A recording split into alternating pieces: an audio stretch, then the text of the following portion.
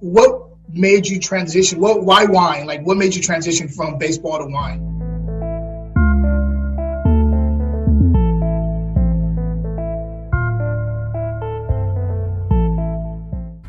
That's the fun thing about being in the wine industry.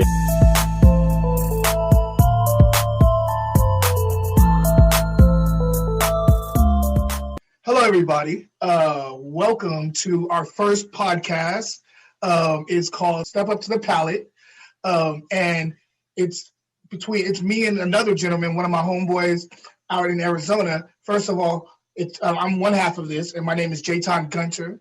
I have been in the industry for 15 years as a sommelier, as a private buyer, as a blogger, as a wine writer, pretty much a lot of things that are in the wine industry without being a winemaker, I've done.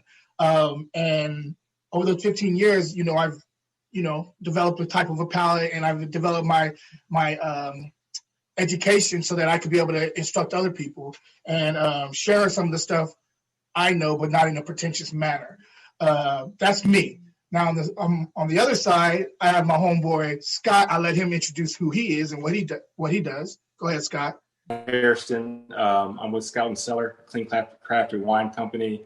I've been with them since May of 2019. I'm a former Major League Baseball player, and I came across Jayton a few months ago. I came across him on LinkedIn, and I came across his YouTube channel and really got intrigued with wine even more so. And I'm aspiring to be a level 1 sommelier one day. And I think the best way to go about that is to really pick Jayton's brain on first how he got involved with wine, how he tastes wine, and what he enjoys about it. And so I'm excited to talk with him about it, learn from him, and maybe one day I can teach somebody. I heard that. Pay it forward. So he pretty much told you the premise of the show. The premise of the show is for us to have a little fun, drink some wine, talk some wine facts, and also to help him kind of navigate the wine world one glass at a time, and helping him to overcome that first hurdle of, becoming a level 1 sommelier. So that's what I'm here for some of the education. But we're going to be bouncing things off each other about flavors and notes. And this episode, we're not going to be focused on a specific wine. We're just actually going to be doing like kind of a tasting like a pro type thing. There's 2 types of tasting. There's the one where you're just tasting it to understand the wine. You already know what kind of wine it is. And then the blind tasting. For a level 1, you don't have to deal with blind tasting. At least when I was doing it, you didn't have to deal with blind tasting. But it's always good to know how to taste like a pro. And so we're going to go over that today. One thing I want to say is, when you are getting into wine, the first thing I did was I got a pen and paper. So no matter who you're in front of, if you're just by yourself tasting wine, if you're in front of a group, just have a little pad and paper. They're going to look at you crazy. But just write down little small notes. You don't got to sit there just in your journal going crazy. But just write little small notes about what you're smelling, what you're tasting, how does it look in the glass, things like that. So that's what I did first when I first got into wine. I have journals all over the place full of wine tasting notes from wines I've drank over the years.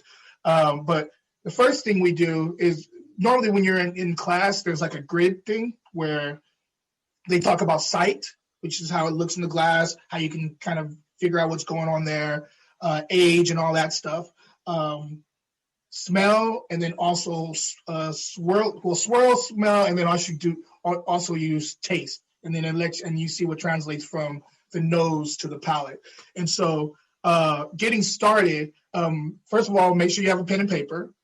A second thing is make sure you have a blank sheet of paper, and this is for your sight. So say if you're just tasting like a pro, you really don't have to worry about sight too much because you're in front of a group. Normally, you guys are just having a good time, but you want to taste and see what's going on. You can look at the sight, but you normally do this when you're trying to figure out, when you're blinding, because you want to know what you can tell by the color variation how old the wine is a lot of times. So normally you put up a piece of paper and you kind of lean your glass a little bit and you look in it. Now, a lot of times if there's variation on the rim, kind of like one noted, but light variation, maybe like an amber or something like that on the outside rim, that means it may have a little age. If it's uniform throughout the whole time, the same color, and maybe like a little bit of lightness on the edge, a lot of times that's still a young wine. The older a wine is, a lot of times, depending on the varietal, the lighter the wine becomes on a red wine. What's cool is on the opposite end, on the white wine, the older the wine becomes, the darker it becomes. So, like, say you have a Chardonnay, you can look at a Chardonnay a lot of times, and if it's like really like browner, like gold, more gold and going more to a brown, a lot of times that means it has a little bit of age on it. So just that's some things to think about when you're looking at the site of wine. Also, viscosity, like, a lot of times people talk about tears. They don't mean anything about as far as the quality of the wine, but it does let you know how much alcohol is in the wine. And the more developed the tears are coming down, the slower they come down, the more viscous the wine is. And a lot of times I let you know how much alcohol is in the wine. That means it's probably high alcohol if the tears are moving down slow. And also if they're very defined tears. When you're doing this, though, this is a fun thing. If you're not seeing the tears come down, for whatever reason, the glare or whatever, little trick I do is I will go to the glass and I'll just blow like a little air in it and then swirl it. And a lot of times that'll really define the tears in your glass. So just a little tip when you're doing the site of the wine. Any questions thus far? Yeah, so I'm trying to get my swirl down. It just seems like my wine is bouncing back and forth side to side instead of around. Now, Is there a certain, I'm sure there's a technique, or is it just my glass is just too small? I think I have the right type of glass, but sometimes it's the glass, but the way I always do the swirl, well, the way I started doing the swirl without doing it freehand was you find a hard surface, like a table or whatnot, and you swirl it that way. That's a lot of people do that, and a lot of people even who've been in the industry for years still can't do the regular swirl when you're standing up. They have to do it on a hard surface. It's just a dexterity thing or something like that. You know what I mean? So right. Yeah. So yeah, I find that I usually use a table, and I don't know if that's. I'm assuming the sommeliers know how to swirl like clockwork. Not always. As I'm in training right now, I'm going to have to maybe practice with water so I don't spill my wine or something like that. But, I did too. I definitely did that too. One day. Did you? Yeah. So I had a question for you. So preparing to drink wine, I know there's some people that decanter their wines. They let it breathe for half an hour, an hour. Not only that, there's things that you can eat before you taste wine, like cheese, crackers, and things like that. Is there something that, what's your go-to that you prepare your palate for when you're about to drink wine? So if I'm, especially if I'm doing blind, because blind is a tricky little beast. Like there's so many different aromas that come out of wine that are similar to other varietals. So you can have two different separate varietals, but some of the, like you'll get like maybe bacon on one and bacon on another, or like wet soil on one and wet soil on another, but they're two separate different varietals. And so for blinding is tricky. When I'm trying to blind a wine, when I know I'm going into a session of blinding, what I normally do is I'll take either hard cheese or a cracker, and then this is one thing I always do, and I'm not saying everybody should do this, but I find a bone dry white wine, normally Riesling, bone dry white wine, to clear my palate, because water sometimes can mess with your palate before you do it, before you blind tasting, depending on what you're eating with that water. But your dry, high acid white wine clears it, but also starts to get your wine senses going, you know? And so when I was doing my blind tasting to go for my certified, I definitely had a half glass of Riesling, just to kind of make German Riesling, just to kind of make sure that my palate was ready to go, and I did okay. So yeah, that's what I read. High acid white wine is a go-to, and Riesling, by the way. And something dry. Okay, I'm sorry. Okay, yeah. So I'm intrigued by that because, as you know, I'm a former ball player, so we had like a pregame ritual. Mm-hmm. You watch film, you stretch, take batting practice, do all that stuff, get ready for the game. But for me, tasting wine, I mean, the only thing I knew was cheese and crackers. So, but I wanted to know what else I can do. Sometimes the cheese and crackers that I eat still doesn't feel like my palate is clear, kind of depending on like what I've ate for lunch or something like that. Or if I have coffee like an hour before. And I heard coffee is, I mean, I love coffee, don't get me wrong. I'm not going to stop drinking coffee, but they say that you should definitely cleanse your palate after you've had some coffee because that will totally distort the taste. So I've kind of done a better job doing that. Before, I had no idea, like 3-4 months ago, that coffee could affect wine. So something that I've learned along the way, and that's the beauty of it. You learn, you apply, and then you teach. So that's true. Another good one too with that is sparkling wine, a dry sparkling wine too. So remember, you can either do Riesling or sparkling wine.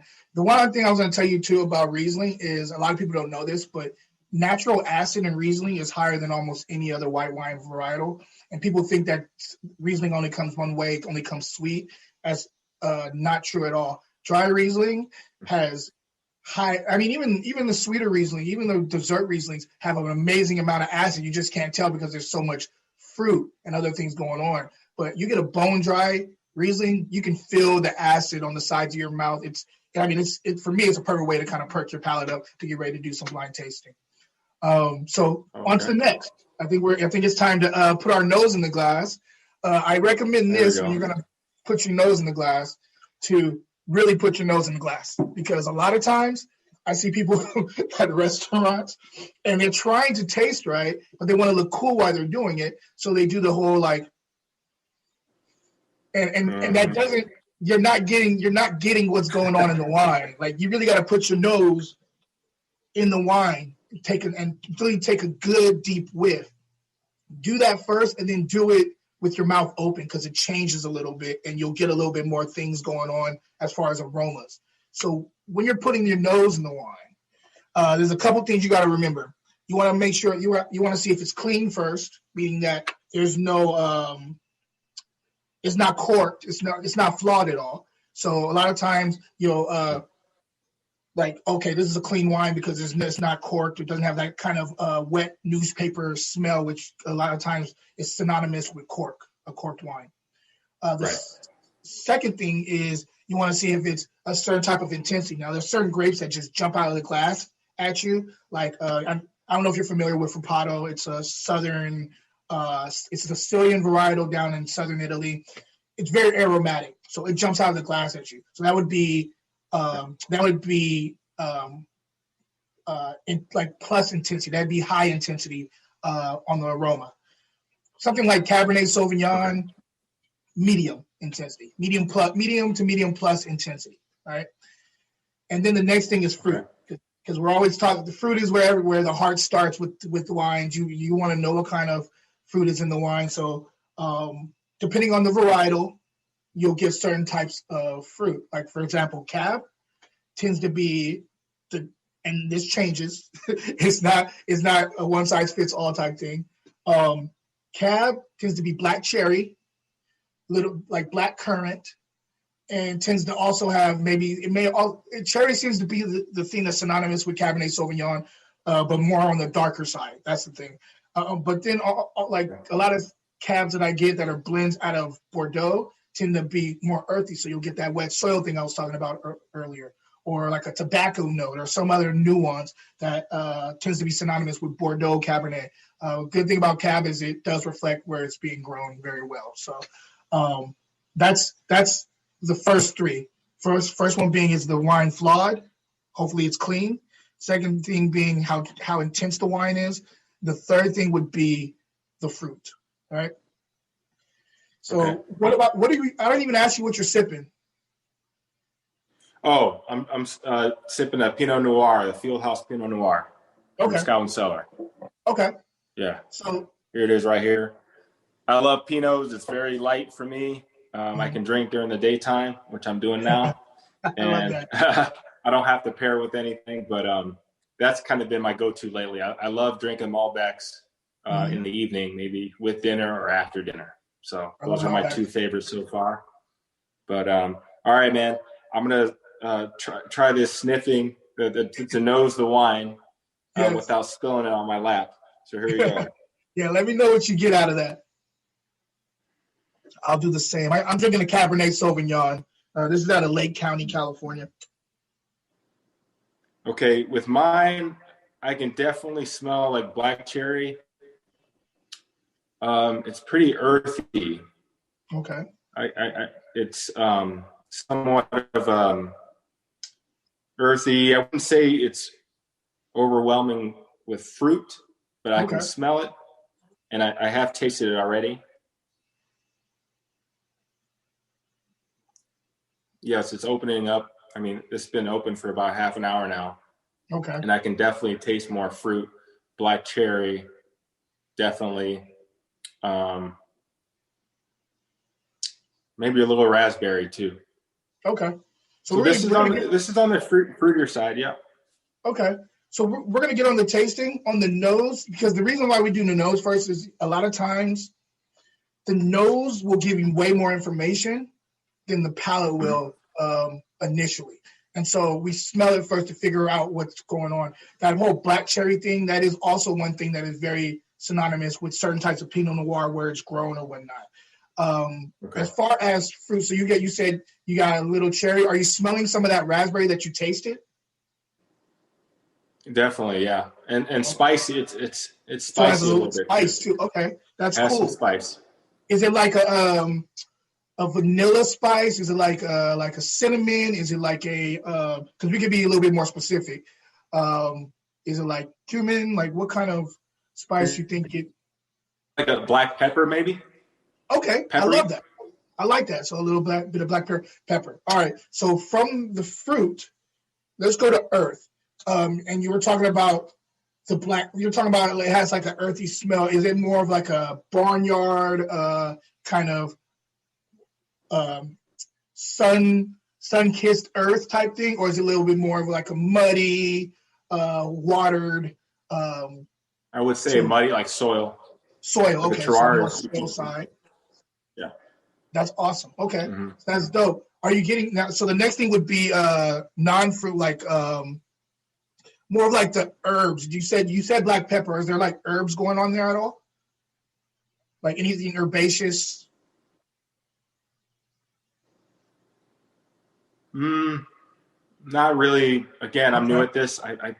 I'm not picking up anything herbal. It's just the black pepper, the black cherry, the soil stands out to me. I really can't. I'm just stuck on those three. Maybe I need to open my mind. That's all good. That's all good. This is what this is all about. So next thing would be flowers. Are you catching any floral, anything like rose petal or violets or sunflower or anything like that?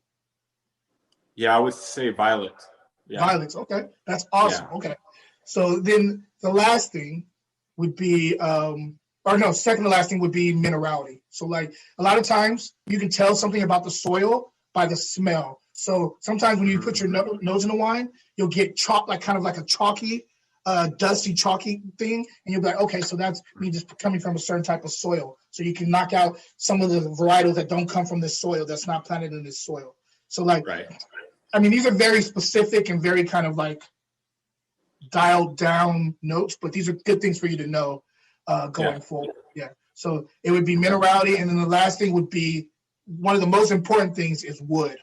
A lot of times when you put your nose in a wine, you'll get vanilla off the bat. And that's because a lot of times these wines are being aged in a certain type of vessel, certain type of oak. And depending on the oak, it will give you a certain type of smell. So you may get dill, you may get vanilla, you could get cinnamon. So some of those spices sometimes can derive from the wood that is sitting in. So just some things for you to know. With me, I'll just kind of go through this really quick and let you know what I'm getting. So this is a Cabernet Sauvignon 2014 out of Lake County. So it's clean. It's medium intensity. It's not over the top with the intensity at all. On the fruit, definitely get a little black cherry. Also get a little bit of like a cassis note, some purple plum. Yeah, that's about it on the fruit. On the earth, I'm definitely getting that wet soil. I was catching that initially when I was smelling it. There's also like a little bit of like a mushroom kind of truffle thing going on here too, which is dope. There's not really flowers on this wine at all. There is an herbal note. There's like a green mentholy thing going on. And as far as wood, I know this is new oak because it's throwing out a lot of vanilla at me. And so a lot of times when you're getting a lot of vanilla, it's probably a new oak. So that's me going through the list on the nose. Now, that's fun. I know, but it takes time to understand these things because the more you taste, the more you smell, the more you taste, the more you start understanding things that you couldn't before. And one thing when I was telling you about before, when you put your nose in the glass the first time, you're doing it with your mouth closed. When you do it the second time, you do it with your mouth open. And by doing first time mouth closed, second time mouth open. Exactly, because it will change a little bit for you. You'll get a little bit more zeroed in on certain notes with your mouth open.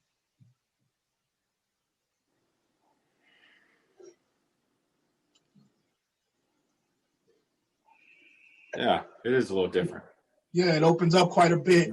Swirling, and we were talking about that earlier. The reason why we swirl so much is another reason why that's another way for us to open it up. Sometimes wine, when it's first opened, it's a lot of oxygen hasn't gotten into it and like mixed in with the juice to kind of let it smoothen out. So it can be a little volatile, and it can be a little tight. But if you open it up and get some air, why people decant, why people swirl the wines, that allows for the wine to smoothen out and to become more of its own, like sit right in the characteristics of the varietal itself. So like instead of being like a Cabernet Sauvignon that you can't even tell it's Cabernet Sauvignon because it's so tight, the fruit's you're not being able to taste the fruit, you're not being able to get any of the other stuff that makes it a textbook cab. You let some air in, get into it, and it becomes more of its varietal. There's levels to it, but it becomes more of its varietal with a little bit more air. Too much air later on, if it's bottles open for like 3 days, and it's kind of a wine that's meant to be drunk young, it's gonna woo, and it's not gonna be that great. Nosedive. Okay. So speaking of which, a bottle and then you cork it back up, close it. Mm-hmm. You open it the next day, and what is your experience on whether or not that wine tastes the best the first day or the second day, or does it depend on the wine? Does it depend on the varietal?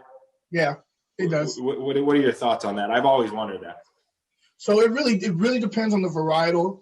Depends on the where it's being made.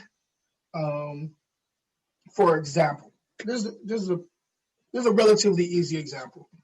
So everybody loves well, not everybody, but people who know about this grape love this grape. Nebbiolo, right? Nebbiolo is northern Italy, Piedmont region, and it is considered by people who are in the industry as one of the top grapes, period, because it has natural tannin and like high natural tannin and high natural acid. A lot of grapes will have medium tannin and like high acid or low acid and high tannin, but this one naturally, without anything being done to it, has high tannin and high acid. Because of that, depending on where it's coming from, it is a different beast altogether. So, for example, there's a place in Piedmont called Valtellina, right? Valtellina makes Nebbiolo. Now, depending on who's the maker, but like I'm just going to take it as a whole. Valtellina, when you open up their Nebbiolo, will be tight when you open it up, but it will be tasting great in a couple hours, right? You let it go a couple days, it's going to fall off a cliff.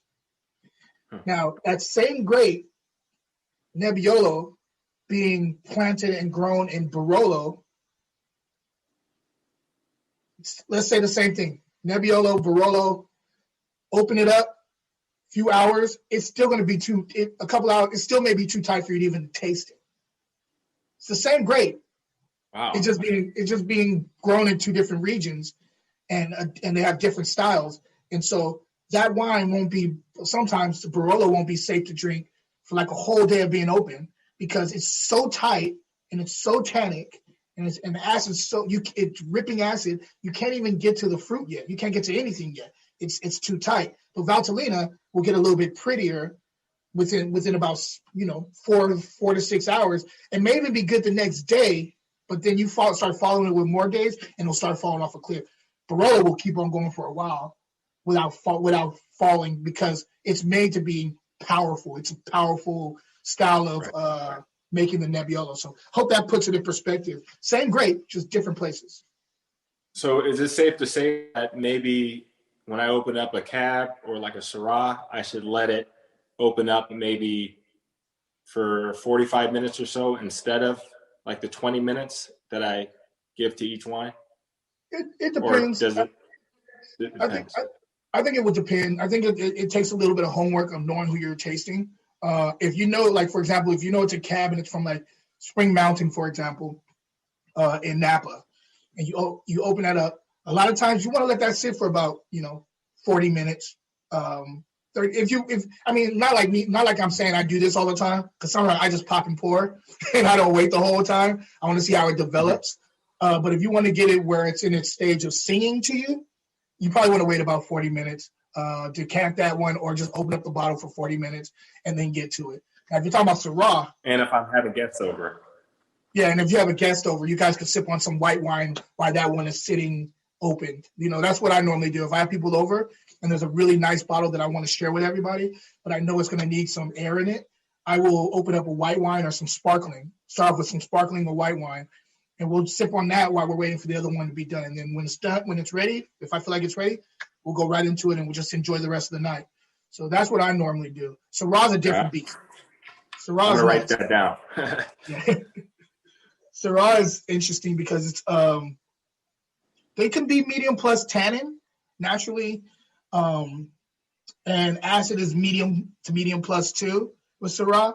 But some of them they will fall off if you let them get too much air, and then some of them will need a day to like really. It just depends on where it's coming from. So it does require a little homework with Syrah, even more so than Cabernet Sauvignon. Cab is one of those ones that is going to be a little bit bullish, no matter where you have it set up, but some are going to be a little bit more bullish than the other ones. So. Now, when you're tasting the wine, Jayton, I know sometimes you swish it around in your mouth. Yeah. Now, is that something that you usually do for blind tastings, or is that usually something that you do for the first taste, no matter what, even if you have friends around?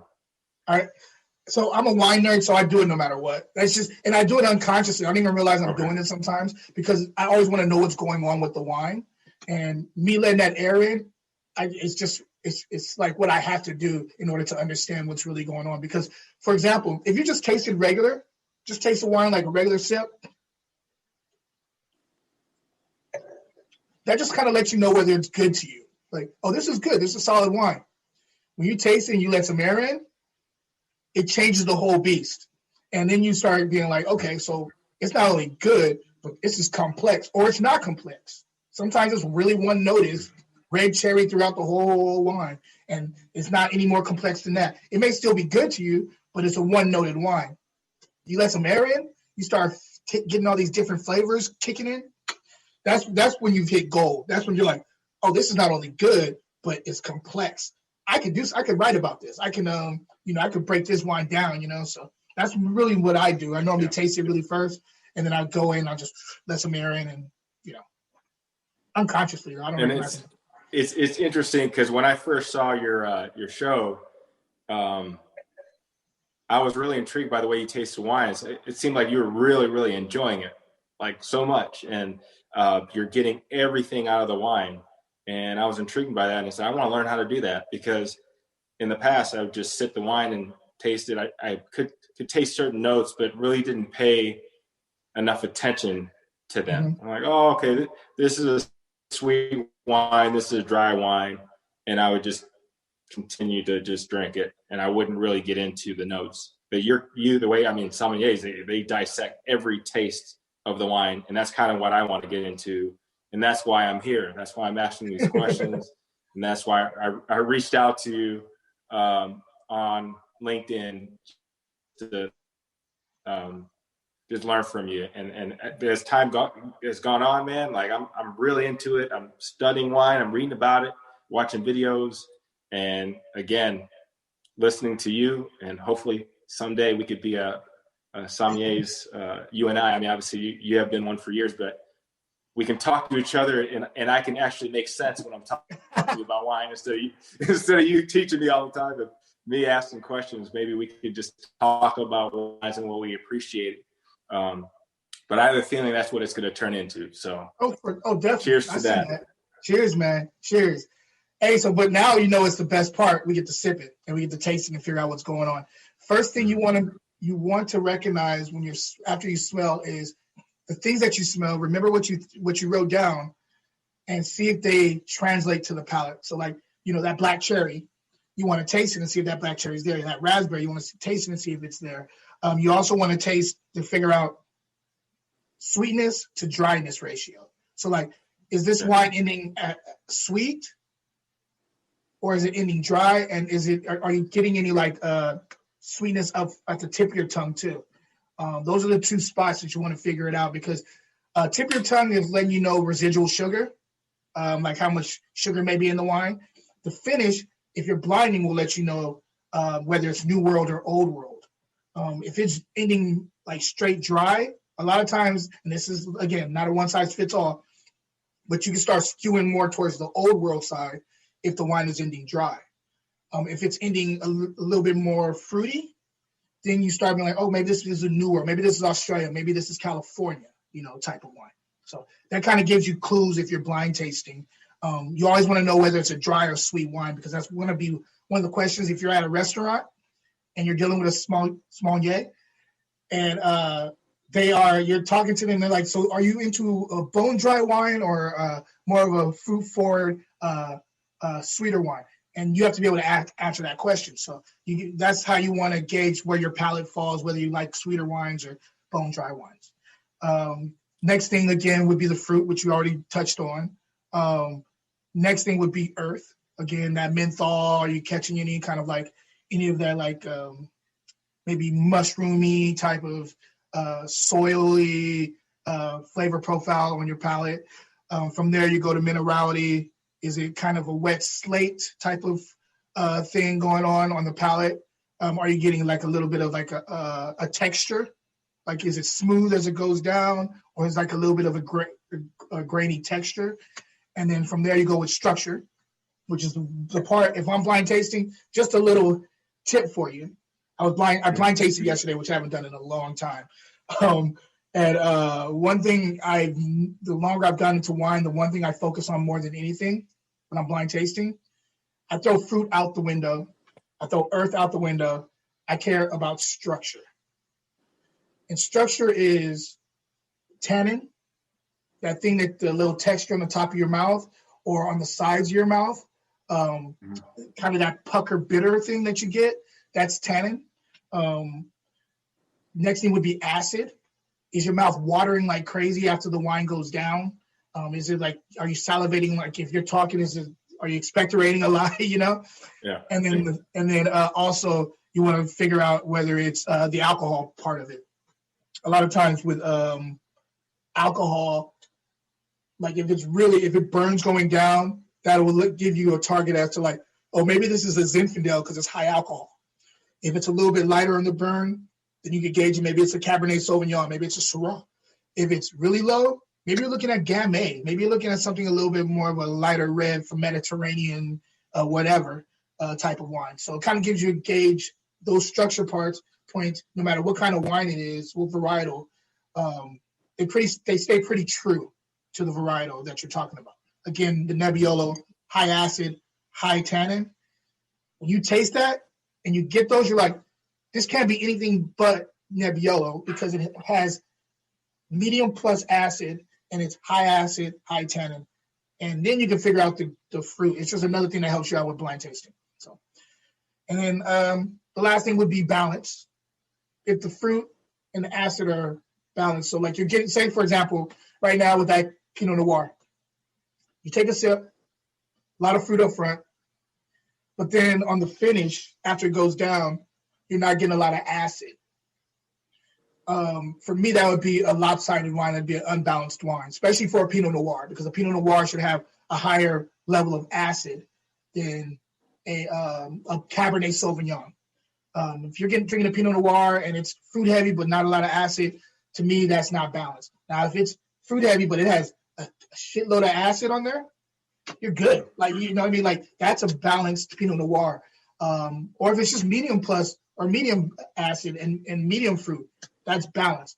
But anything lopsided where there's like hardly any fruit and a lot of acid, I have an issue with that. So, and that's not, and that helps you also to know whether the wine is as complex as you think it is or not. So, and that's pretty much it. Last thing would be, do you like the wine? And that's, to me, that's the most important thing. Do you like the wine? Yeah, I do. Yeah, I like this one. Again, Pinot Noirs there's not too many that I haven't come across that I don't like. Maybe it's just the varietal that just suits me well. Same with Malbec, but those are two wines kind of on.